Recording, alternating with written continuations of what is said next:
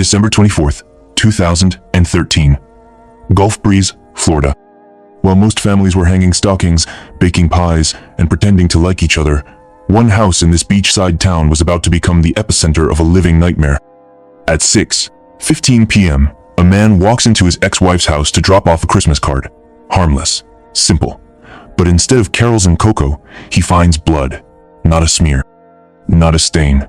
We're talking horror movie levels of red, soaking the floor, the walls, the furniture, everything. It looked like rage had painted the room. The man, horrified, calls 911. He's just found Sharon Aydelott, this ex-wife, dead on the floor, and not just dead, brutally murdered. Sharon's throat had been slashed, her face beaten, her body stabbed repeatedly. There were so many wounds, the medical examiner couldn't give an exact count.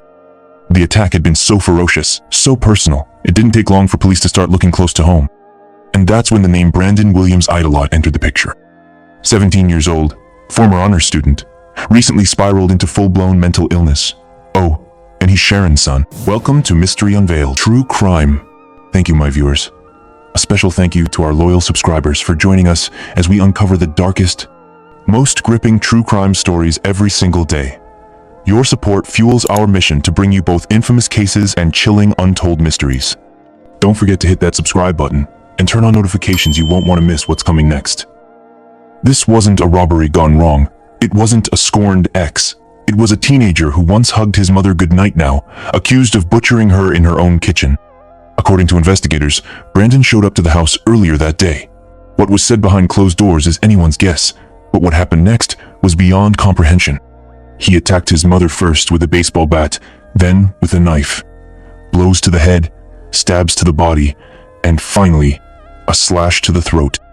After the frenzy, Brandon didn't panic. He didn't cry. He didn't call anyone for help. He simply walked away. He was eventually tracked down hours later at a friend's house, calm, barefoot, and eerily quiet. Police say he showed no emotion when they brought him in. No tears, no denial. Just cold stillness, like the aftermath of a storm that had already passed through. When detectives questioned him, he confessed to the crime without hesitation, but it wasn't a typical confession. According to reports, Brandon said he had been hearing voice-auditory hallucinations telling him to kill his mother. He claimed the voices wouldn't stop until he obeyed them, and on that Christmas Eve, he did. The Gulf Breeze community was shattered. Sharon wasn't just a mother, she was a science teacher, a mentor, someone who wore goofy lab coats to make kids smile. Her death wasn't just a tragedy, it was a wound that would never heal. And now, her own son was at the center of it all. From the outside, Brandon had once seemed like any other kid, athletic, intelligent, but underneath, something had been festering for years: paranoia, delusions, a growing disconnection from reality. His descent into madness hadn't happened overnight. It was a slow burn, and on Christmas Eve, it finally exploded. This wasn't just a murder, it was a psychological implosion. A cold, methodical act, carried out by a teenager who was no longer tethered to the real world. And as investigators began to peel back the layers, they would uncover a terrifying truth. Brandon knew what he was doing, but he didn't understand why it was wrong. Before the murder, before the headlines, before the blood-soaked Christmas Eve, there was just Brandon. Brandon Williams Aydelott wasn't born into chaos. He grew up in Gulf Breeze, small, picturesque Florida town with palm trees, sand, and sunsets so calm they could lull you into forgetting evil exists. On paper, his life looked fine. His mother, Sharon Aydelott, was a beloved middle school science teacher. The kind that decorated her classroom, made kids laugh, and sparked curiosity with every lesson. She was known, respected, and loved. Brandon was her only child, a smart, well-mannered boy, athletic, polite, quiet. He played baseball, he got good grades. Teachers noticed his potential. Neighbors didn't see anything strange. To most people, Brandon was just a normal teenager. But normal was peeling at the edges. By the time Brandon hit his mid-teens, cracks had started to form, and if you knew what to look for, they weren't just cracks. They were fault lines, quiet outbursts, withdrawal, obsession with strange, paranoid ideas, mood swings, not just the typical teenage kind, but darker, more intense. He would spend hours alone, brooding. Some days he seemed vacant, as if his mind had drifted to another dimension. Sharon noticed. She wasn't blind. She was a mother, a teacher, and a woman who understood young minds. But no amount of maternal instinct could have prepared her for what was happening inside Brandon's head. Behind the scenes, he was unraveling. At some point, perhaps months before the attack, maybe even years, Brandon began experiencing the symptoms of paranoid schizophrenia. He hadn't been formally diagnosed yet, but his behavior was a red flag factory. Hallucinations, delusions, paranoia. According to later reports, he believed people were spying on him. He thought his food was being poisoned. He'd scribble pages of bizarre thoughts notes that made sense only in the chaotic world of his own mind. He began to view his mother not as a parent, but as a threat. And here's the thing that makes this even more tragic. Sharon tried to help. She reportedly sought medical treatment for Brandon, tried to get him psychiatric evaluations. But mental health care for minors in the US? It's a maze of red tape, insurance dead ends, and legal loopholes. Unless someone's in immediate danger to themselves or others, there's not much anyone can do without consent. And Brandon, spiraling in his own mind, didn't think he needed help. The signs were there. The warnings were flashing bright red, but no one could stop the ticking clock. By the end of 2013, Brandon had dropped out of Gulf Breeze High School. His friends drifted away. His future, once promising, was now a dark question mark. Sharon, still fighting to hold her son together, was reaching the end of her rope. She loved him, but she was scared of him. There were reports that things had become tense in the household arguments, strange behavior, and growing fear. One day before the murder, Brandon was reportedly banned from Sharon's home. She'd reached her limit. And then, he came back. On Christmas Eve, he returned to the house. The same house where she had tried to raise him, protect him, and help him. We don't know exactly what words were exchanged. But within moments, everything broke. Not just emotionally, viscerally. What snapped in Brandon wasn't rational. It wasn't logical. It was the mind of a boy whose grip on reality had completely disintegrated. Psychiatrists later confirmed that Brandon was hearing auditory hallucinations, voices telling him to kill. Voices that had become louder, more insistent, more violent. And in his twisted, fractured state, he obeyed them. He didn't see Sharon as his mother anymore. He saw her as an enemy, a danger, the source of all his pain. And in that state of psychosis, the act of killing her wasn't just allowed, it was commanded. It's easy to hate the killer in most true crime stories, but this one is harder. Because Brandon wasn't evil in the traditional sense. He was sick, deeply, tragically sick, and no one could reach him in time. By the time the sun set on Christmas Eve, the boy Sharon had raised was gone. In his place stood someone else, someone she couldn't save. The call came through at 6:15 p.m. on Christmas Eve. A man, Sharon Aydelott's ex-husband, had just found her body in her Gulf Breeze home. When first responders arrived, they weren't prepared for what they saw. No one could be. It wasn't just a murder, Sine, was a symphony of violence. The kind of brutality that even hardened detectives don't forget. Sharon's body was found near the front of the house, face down in a pool of blood. Her injuries were immediately visible and extreme. Her skull had been bludgeoned, her throat had been slit, and her body bore multiple stab wounds, each one vicious, relentless, purposeful. This wasn't a one-and-done act of violence. This was a prolonged, rage-fueled assault. A kill with intent, with emotion, with fury. Scattered across the crime scene were the murder weapons. A baseball bat wooden, stained reed and a knife, still coated in blood. The proximity of the weapons to the body told investigators what they already suspected. The attacker didn't care about hiding anything. This wasn't a professional. This was personal. Crime scene text documented everything. Blood spatter painted the walls. It was in the entryway, the hallway, the kitchen, even trailing toward the bathroom. It told a story without words. A struggle, movement, pain. Sharon had fought back desperately. The defensive wounds on her hands confirmed that. But her attacker had been younger, stronger, and utterly detached from any human empathy. One chilling detail. After the murder, the killer didn't flee in panic. There were no broken doors, no rushed escape.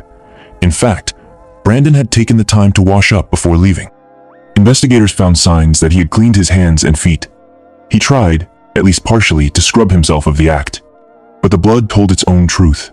There were still prints, still traces, still a trail. Police didn't have to look far for a suspect. Within hours, Brandon was located at a friend's house.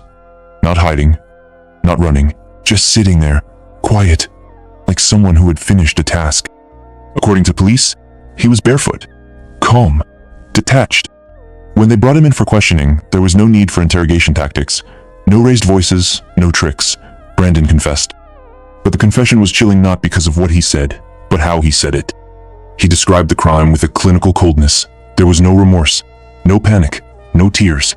He explained that he had gone to his mother's house, that they argued, and then he attacked her. He told detectives about the voices, the auditory hallucinations that had been pressuring him, tormenting him, driving him to do something he couldn't control. The investigators knew immediately this wasn't going to be a simple homicide case. They weren't just dealing with a killer, they were dealing with a boy whose mind had fractured beyond recognition. The medical examiner's report confirmed what police already feared. The attack had been overkill. Sharon's injuries were consistent with intense, repeated trauma. The blows to her head alone would have been fatal. But Brandon kept going. The stab wounds were deep, the cuts precise. Her throat had been slit with brutal force. And the timing? It couldn't have been more disturbing. Christmas Eve. A time meant for family, peace, and light shattered in one household by a storm of psychosis and violence. The community reeled. Teachers, students, friends, they were in disbelief. Sharon had spent her life nurturing young minds, and now she'd been taken by the very one she gave life to.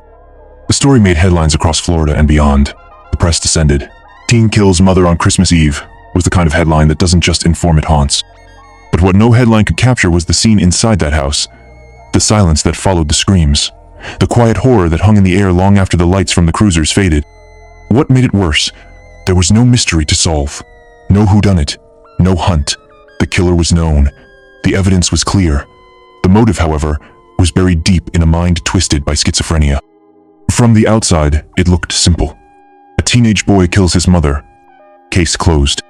But the deeper investigators and psychologists dug into Brandon Williams Aydelott's mind, the more complicated and terrifying the story became. Brandon wasn't a criminal mastermind. He wasn't a cold-blooded killer with a history of violence. He was a mentally ill teenager in the middle of a full-scale psychological collapse. Shortly after his arrest, Brandon underwent a series of psychiatric evaluations. The goal wasn't just to confirm what he had done, but to understand why. And what they uncovered painted a portrait of a boy whose reality had been overtaken by delusion and voices no one else could hear. Doctors diagnosed him with paranoid schizophrenia, severe, chronic mental disorder characterized by delusions, hallucinations, and a warped sense of reality. By the time of the murder, Brandon wasn't just off. He was gone. In interviews and reports, Brandon claimed that he had been hearing auditory hallucinations, voices in his head, commanding him, controlling him. These weren't whispers. These weren't vague thoughts. They were loud, direct, and violent. And they had a message: kill your mother. One of the psychiatrists who testified said Brandon genuinely believed his mother was poisoning his food, that she had betrayed him, that she was a danger to him. In his mind, Sharon Aydelott wasn't his mother anymore-ish, was an enemy, a threat, something that needed to be eliminated. And that's the terrifying thing about psychosis. The person experiencing it doesn't know it's not real. To Brandon, the voices were as real as the knife in his hand. One doctor who evaluated him stated, Brandon was aware of his actions but did not know they were wrong. It's a chilling distinction. He knew what he was doing, but not why it was a moral catastrophe. In the fog of his schizophrenia, morality, empathy, and reality had all been drowned out. The court had to make a crucial decision. Was Brandon criminally responsible, or was he legally insane? Florida law defines insanity as a condition where a person doesn't understand the nature or wrongfulness of their actions at the time of the crime. And based on mountains of psychiatric evidence, expert testimony, and Brandon's own bizarre, emotionless behavior after the murder, the conclusion was clear. In 2016, 3 years after the murder, Judge John Simon found Brandon not guilty by reason of insanity. Not because he didn't do it, not because the evidence was weak, but because his mind was gone. The verdict meant that Brandon would not go to prison. Instead, he was ordered to be involuntarily committed to Florida State Hospital in Chattahoochee, maximum security psychiatric facility for the criminally insane. Inside those walls, Brandon would be evaluated every 6 months to determine whether he still met the legal criteria for commitment, whether he was still a danger to himself or others, and whether the illness that drove him to murder still had its claws in him. Spoiler alert, it did. At every review since 2016, doctors have concluded the same thing. Brandon is still schizophrenic, still unstable, still unfit for release. And with each report, the tragedy lingers not just for the community, but for everyone who knew Sharon and Brandon. A brilliant teacher lost, a brilliant mind broken. What makes Brandon's case so haunting isn't just the violence, it's the loss on both sides. Sharon's life was taken, but so was Brandon's, in a different way. His illness stole everything, his future, his family, and his grip on reality. And now, instead of prison, he sits in a locked ward, surrounded by others whose minds have betrayed them too. This wasn't a case of evil, it was a case of madness. the terrifying kind that doesn't wear a mask or carry a calling card but simmers silently in the mind of someone who once sat quietly in a high school classroom. Every crime story builds toward the courtroom, a dramatic climax where truth battles fiction, guilt meets justice, and a jury delivers closure. But in Brandon Aydelott's case, that moment never came. There was no dramatic trial, no parade of witnesses, no cross-examinations, no impassioned closing arguments. The trial never happened. Why? Because by the time the case was ready to move forward, Brandon's mental condition had already rewritten the entire narrative. He wasn't contesting guilt. He admitted to the murder. But what would have been a high-profile criminal trial transformed into a medical legal labyrinth? One that centered not on whether Brandon did it, but whether he could be held legally responsible for his actions. And that's where the insanity defense came in. Let's be clear, insanity defenses are rare, and they're even more rarely successful. Less than 1% of felony cases in the US use it, and fewer than a quarter of those actually succeed. The legal bar is high. You don't just have to be mentally ill. You have to be so detached from reality at the time of the crime that you couldn't understand what you were doing was wrong. But Brandon's case? It checked every box. He had a documented history of schizophrenia. He had no prior criminal record. His behavior before, during, and after the crime all indicated deep psychosis. He confessed to hearing command hallucinations telling him to kill his mother, and multiple forensic psychiatrists, even appointed by the court, agreed that Brandon was legally insane at the time of the killing. So instead of going to trial, the case shifted toward a non-jury hearing in 2016. There, Circuit Judge John Simon weighed the evidence, and he made a solemn declaration.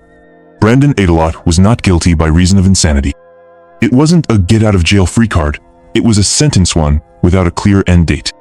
Instead of a prison cell, Brandon was sent to Florida State Hospital, a psychiatric facility where walls are tall, doors are locked, and patients aren't released until they're no longer a danger to themselves or others. It was a controversial decision. Some members of the public and even some extended family struggled with it. Sharon was gone, brutally killed, and her killer would never serve time in prison. To them, justice felt incomplete, unsettled, unfair. But others, including mental health advocates, understood the nuance. This wasn't a cold-blooded murder. This was the result of a brain hijacked by psychosis. Brandon wasn't calculating. He wasn't evil. He was sick. And prison wasn't the answer. Treatment was. In the years since, Brandon has remained institutionalized. Every 6 months, a new psychiatric evaluation is completed. A fresh report is sent to the court. And every time so far, the answer has been the same. Brandon Aydelott is still not competent for release. He's represented at those hearings by a public defender. The state is represented by Assistant State Attorney Bridget Jensen, who's been on the case from the beginning. And the judge still John Simon reviews each new report with care. But these aren't dramatic court dates. There are no press swarms, no public spectacle. Just quiet, clinical updates on a boy who once lived a normal life in Gulf Breeze and now exists in a locked ward, haunted by voices and the irreversible act they drove him to commit. The trial never happened, but the consequences echo every day. And in a sense, the real trial wasn't in the courtroom. It's been unfolding inside Brandon's mind for years. Sharon Aydelott was a teacher, a mother, a mentor, a woman known for her intelligence, warmth, and unshakable dedication to her students. For years, she taught science at Gulf Breeze Middle School, where students remembered her as someone who made learning feel like discovery, as if every class were an adventure into the unknown. She wasn't the kind of teacher you forget. Former students described her as energetic, inspiring, and the reason I loved school. She wore colorful blouses, always had a laugh ready, and never treated students like they were just kids. She respected them, challenged them, believed in them. Her coworkers remembered her as sharp, committed, and fiercely passionate about education. She had a particular talent for reaching the struggling students, the ones other teachers might have given up on. For Sharon, no one was a lost cause, which made her death all the more devastating. When news of her murder broke on Christmas Eve, the community didn't just lose a teacher, they lost a friend, a neighbor, a woman who had poured herself into the lives of others, only to be taken in the most senseless, violent way imaginable. Gulf Breeze is a small town. People know each other, people talk. And as word spread that Sharon's own son had committed the murder, the emotional impact deepened into something surreal. It wasn't just tragic, it was incomprehensible. There were vigils, memorials, classrooms filled with silence and grief. Students left flowers at the school gates. Some wrote letters, others just cried. Parents had to sit down with their children and explain that the kind woman who had taught them how photosynthesis worked had been killed by the boy who once sat in the same classrooms. At Sharon's memorial service, the gymnasium was packed. Teachers stood shoulder to shoulder with parents, students, and local officials. They remembered her not just for her work, but for her heart. One fellow educator said, "Sharon was the kind of person who made you better just by being around her. She made you want to do more, be more." The grief wasn't just emotional, it was communal. Sharon had spent her life lifting others up. Now, it felt like an entire town had fallen. And while most of the pain was centered on the loss of Sharon, there was also quiet heartbreak over Brandon. Teachers remembered him too. He was smart, soft-spoken, a little shy, but gifted. He'd been in honors classes, shown real potential, and had once been full of promise. Many couldn't reconcile the image of the boy they taught with the killer described in police reports. Some faculty members admitted they'd seen a change in him during his high school years. He became withdrawn, disconnected, but no one could have predicted this. No one could have imagined that the sweet, science-loving teacher and her son would be at the center of the town's greatest tragedy. In the months that followed, Sharon's name continued to echo through the hallways of Gulf Breeze Middle School.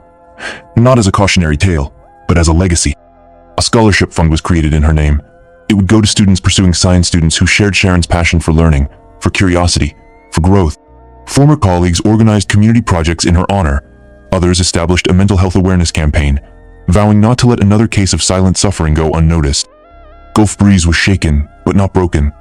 Sharon's spirit lived on in the countless lives she touched, the classrooms she shaped, and the town she helped nurture.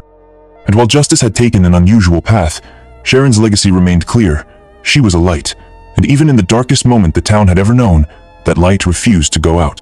Since the day Brandon Williams Aydelott was found not guilty by reason of insanity in 2016, his life has been confined within the locked doors of Florida State Hospital in Chattahoochee. Unlike a prison sentence with a fixed term, Brandon's path has been one of continuous evaluation, uncertain timelines, and an ongoing battle between illness and hope. The legal system mandates that every 6 months, Brandon undergo a psychiatric competency review. These hearings are not trials, but medical check-ins, a chance for doctors, lawyers, and judges to assess whether Brandon remains a danger to himself or others, and whether he has regained enough clarity to be released or placed in less restrictive care.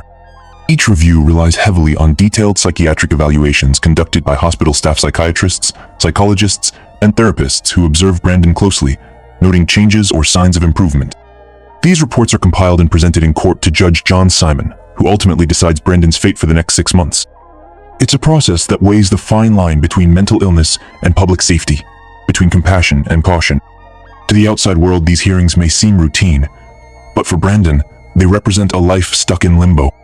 Public defender Bruce Miller, who represents Brandon during these reviews, has described his role as mainly ensuring the legal process is followed and that Brandon's rights are protected. However, the nature of Brandon's illness means he rarely engages deeply with his attorneys, and they seldom meet outside these biannual court appearances. The state attorney's office, represented by Assistant State Attorney Bridget Jensen, maintains a firm stance that public safety remains paramount.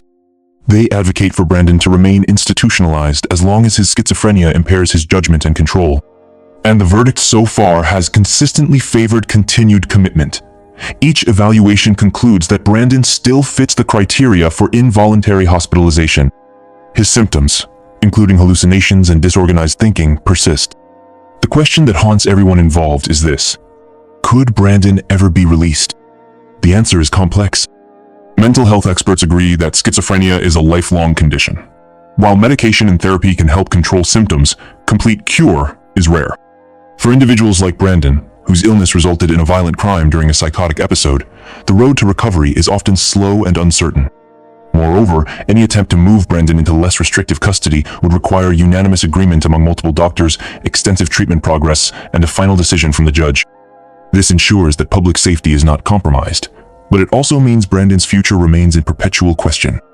Meanwhile, the hospital environment itself is a world apart, clinical, regimented, and far removed from the life Brandon once knew in Gulf Breeze. Days are structured around medication, therapy sessions, and limited recreation. The locked wards remind him and everyone around him of the cost of his actions. For Brandon, this life is both punishment and treatment. The community watches from afar. Some hope for healing and eventual release. Others fear what such a release might mean. What is certain is that Brandon's story is far from over. Each 6-month hearing is a checkpoint in a long, uncertain journey shaped by mental illness, tragedy, and the complex intersection of justice and compassion. There's also the legal dimension. The insanity defense is one of the most misunderstood areas of criminal law. It is not a loophole. It is not a way out. Brandon's commitment to a psychiatric facility is indefinite. There's no countdown to freedom, no parole board. His confinement is dictated by his mental condition, reviewed again and again, with no guarantee of release. And yet, the question remains, what is justice? Is it punishment, prevention, rehabilitation? For some, justice means Brandon will never walk free. For others, it means ensuring he receives the treatment his illness demands. In this gray space, there are no easy answers. But there is one thing we can hold on to: empathy. Empathy for Sharon, whose life was cut short by the very person she loved most. Empathy for her family, who lost not one but 2 people that day. Empathy for a community that still struggles to make sense of what happened. And yes, empathy even for Brandon, a young man whose mind betrayed him in the worst possible way. This isn't just the story of a murder, it's the story of a mother's love, a mind unraveling, and a system struggling to catch up. Brandon Aydelott wasn't a monster. He was a teenager, swallowed whole by a mental illness he didn't understand and that those around him couldn't stop. Sharon Aydelott wasn't just a victim. She was a teacher, a mother, a pillar of her community. Her life mattered. Her loss echoes far beyond the crime scene. And what about justice? In this case, it wasn't a sentence, it was a diagnosis. It wasn't a prison, it was a locked psychiatric ward with no clear end in sight. This case leaves us with hard questions. How many others are slipping through the cracks? How do we protect the innocent without abandoning the mentally ill? And how do we move forward when the people we lose are taken by the ones they love? There are no easy answers. But if we're going to prevent the next tragedy, we have to stop looking away. We have to listen, to intervene, and to care before the headlines are written in blood. If this story moved you, subscribe, and turn on notifications so you never miss an episode. We're just getting started. This is Mystery Unveiled True Crime, where every case reveals something deeper. Thanks for watching, and remember, sometimes the scariest mysteries live right at home.